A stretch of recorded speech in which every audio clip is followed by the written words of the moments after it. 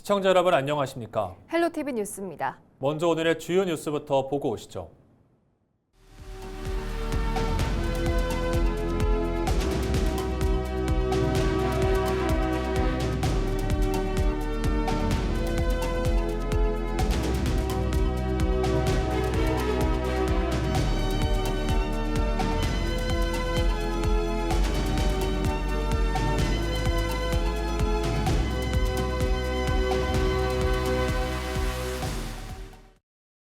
행정안전부 중앙분쟁조정위원회 새만금 신앙 매립지 관할 결정을 앞두고 김제 지역 사회 반발이 거세지고 있습니다.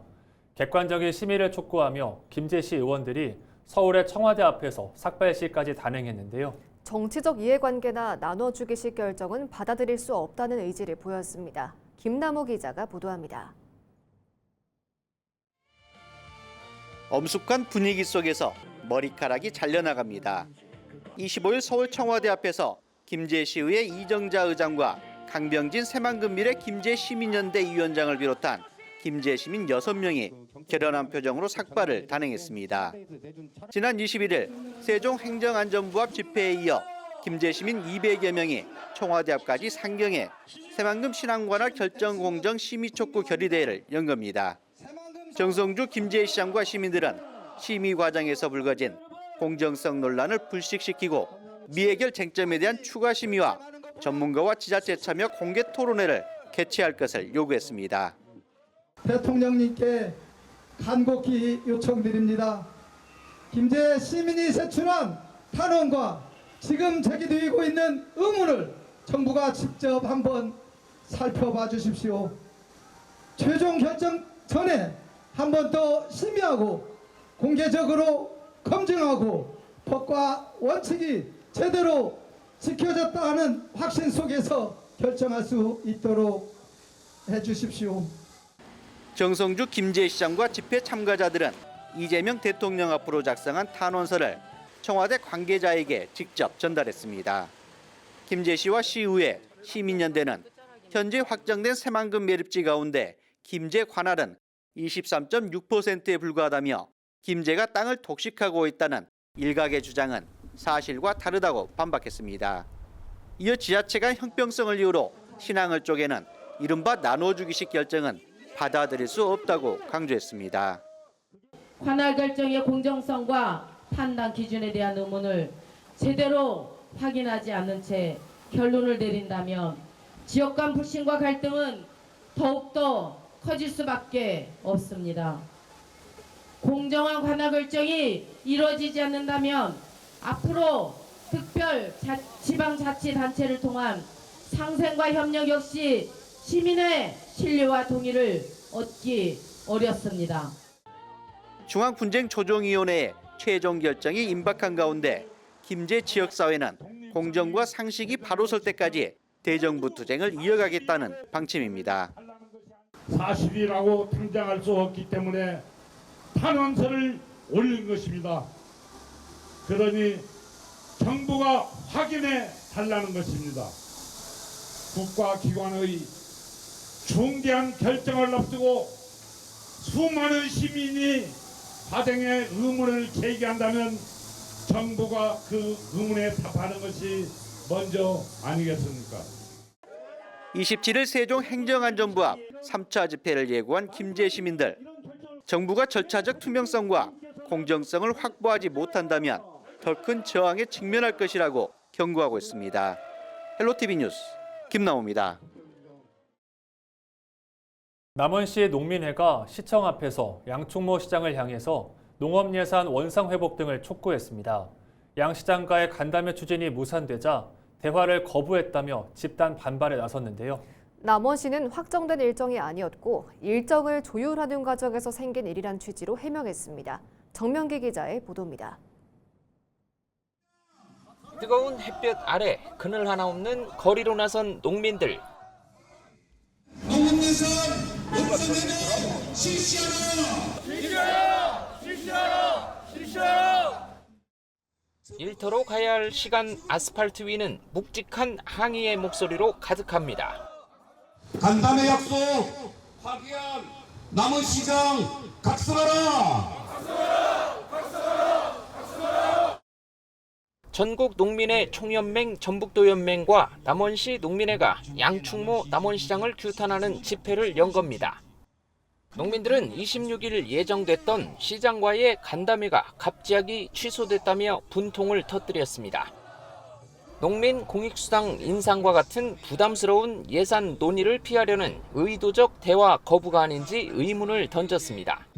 8월 20일 아침 9시 30분경에 시장님과의 간담회를 전격 취소 전화가 왔습니다.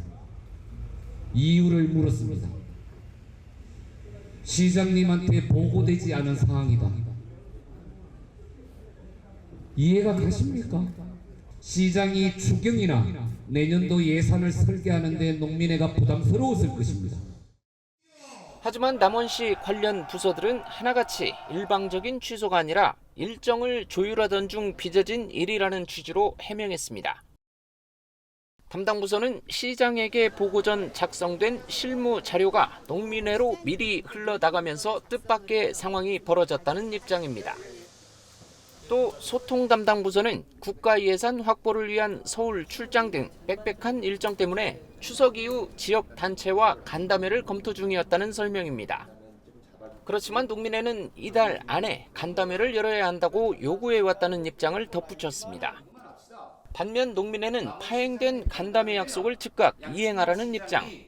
아울러 과거 삭감된 농업예산 300억 원의 원상회복을 요구했습니다. 남은 농업 예산이 25% 이상 확보되지 않는 한 우리 의회에서도 좌시하지 않겠습니다. 또 농민 공익수당을 연 100만 원으로 인상하고 지역 농산물 포장재 50% 지원도 핵심 과제로 내세웠습니다. 여기 오늘 있습니다. 이게 시장실에 있습니다. 이렇게 농민들이 이 바쁜 시절에 이렇게 나와서 하고 있으면 나와서 자기가 답변을 못하도록 애쓰신다고 말이라도 한마디 하고 들어가야 되는 게 인지상정 아닙니까? 그게 시장 아닙니까? 남원시 소통부서는 조속히 시장에게 보고한 뒤 간담회를 추진하겠다는 뜻을 밝힌 가운데 농민회는 책임 있는 답을 들을 때까지 투쟁을 이어가겠다는 입장입니다. 헬로티비 뉴스 정명규입니다. 지리산의 한 계곡에서 60대 등산객 2명이 벌에 쏘여 병원으로 옮겨졌습니다. 24일 오전 9시 15분쯤 남원시 신내면 뱀사골 근처에서 사람이 말벌에 쏘였다는 신고가 소방당국에 접수됐습니다. 신고를 받고 출동한 구급대원들은 구토와 호흡곤란 증세를 보인 등산객들을 소방 헬기로 병원에 이송했습니다. 전북 지역의 올여름 차량 화재가 79건에 달한 것으로 나타나 냉각수 등 사전 점검이 필요하다는 지적입니다.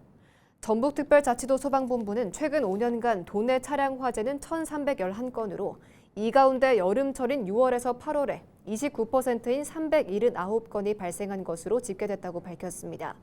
여름철 차량 화재 원인은 기계적 요인이 38.5%로 가장 많았고 전기적 요인이 23.5%로 파악됐습니다. 올해 여름철 기간인 6월에서 8월 역시 전체 차량 화재 79건 중 58.2%가 기계와 전기적 요인으로 발생한 것으로 조사됐습니다. 소방본부 관계자는 장거리 운행 전에는 냉각수와 엔진오일, 배터리 상태를 확인해야 한다고 당부했습니다.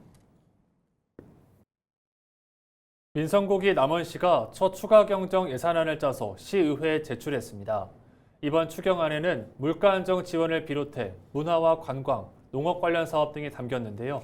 그렇지만 국도비 반환금과 인건비 같은 꼭 필요한 경비도 만만치 않은 데다 시의회의 꼼꼼한 심사가 예정돼 있어 원안대로 통과될지 관심이 모아지고 있습니다. 정명기 기자의 보도입니다. 민선국이 들어 처음 편성된 추가 경정 예산안. 남원시가 제출한 올해 세 번째 추경 규모는 1조 2,288억 원입니다. 당초 예산보다 1,049억 원, 약 9% 늘어난 규모입니다. 이번 예산안은 어려운 재정 여건에도 시민들의 삶의 질을 높이고 지역사회에 긍정적인 변화를 가져올 수 있는 사업에 중점을 두어 편성하였으나 모두의 기대와 바람을 충족시키기에는 많은 아쉬움이 있을 것입니다. 이번 추경은 물가와 기름값 상승 등으로 어려움을 겪는 시민들의 부담을 덜어주는 데 초점을 맞췄습니다. 대표적으로 고유가 피해 지원금과 지역 카페인 남원사랑 상품권 발행 운영, 운수업체 유가 보조금 등이 포함됐습니다. 문화관광 분야에는 57 목공예 전시관 건립 71억 원과 춘향제 준비 15억 원 등 195억 원이 편성됐습니다. 농업 기반 보강과 농업인 소득 증대에 187억 원, 지리산 활력타운 조성 사업 등 지역 개발에도 62억 원이 들어갑니다. 그렇지만 이번 증액분에는 인건비와 행정운영 경비 105억 원의 국도비 보조금 반환금 외에도 국도비 매칭을 위한 필수 경비가 상당수 포함된 상황. 꼭 필요한 예산을 계상하였고 부족한 재원 확보를 위해 국도비 예산 확보에도 최선을 다했다는 말씀을 드리며 민선국이 출범 이후 첫 정례회에 돌입한 시의회는 상임위원회별로 예산의 타당성과 사업 효과를 따져볼 계획입니다. 또 2025년 회계연도 결산과 예비비 지출 내역을 두고 의원들의 집중 질의가 이어질 전망입니다. 정례 기간 동안 동료원 여러분께서는 시민의 목소리를 세심하게 살펴서 현장의 의견이 정책에 반영될 수 있도록 합리적인 대안을 제시하는 적극적인 의정활동을 펼쳐주시기 바랍니다. 예산결산특별위원회는 다음 달 3일부터 8일간 심사를 진행하며 오는 11일 본회의에서 최종 결정됩니다. 2025 회계연도 결산과 추경안 심사에 들어간 시의원들은 다음 달 2일 남원시를 상대로 첫 시정질문에 나설 예정입니다. 헬로티비 뉴스 정명규입니다. 남원시가 오는 9월 말까지 농촌지역 빈집과 놀고 있는 땅, 시설에 대한 실태 조사를 진행합니다. 이번 조사에서는 임대와 매매 의향까지 살펴 체계적인 자료를 만들고 귀농귀촌 정책의 기초자료로 활용할 계획입니다. 확보된 자료는 귀농인의 집과 같은 빈집 고쳐쓰기 지원 사업 등과 연계해 안정적인 정착 기반을 마련하는 데 쓰일 예정입니다. 남원시 관계자 인터뷰 들어보시죠. 농촌 곳곳에 흩어져 있는 빈집과 유휴 자원을 적극적으로 발굴해 농촌 사회에 활력을 불어넣겠습니다. 남원시는 귀농귀촌인에게 각종 생활비와 주택시설 설계비 등을 지원하고 가족실습 농장과 같은 임시 거주시설도 운영하고 있습니다. 임실 풋고추가 일본 수출에 성공하며 해외 시장 진출에 첫걸음을 내디뎠습니다.